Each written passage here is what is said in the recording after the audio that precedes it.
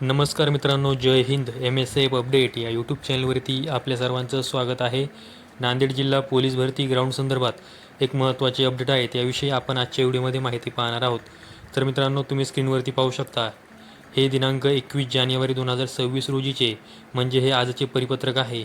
या परिपत्रकाचा विषय तुम्ही पाहू शकता, पोलीस भरती 2024-25 असा या पत्राचा विषय आहे. आणि यामध्ये तुम्ही बघू शकता की वरील संदर्भीय विषयानुसार आपणास कळवण्यात येते की नांदेड जिल्हा पोलीस दलातील 199 पोलीस शिपायांची रिक्त पदांसाठी भरती दिनांक 20 जानेवारी 2026 ऐवजी दिनांक 11 फेब्रुवारी 2026 सकाळी 6 वाजल्यापासून पोलीस मुख्यालय नांदेड येथे भरती प्रक्रिया आयोजित करण्यात आली आहे.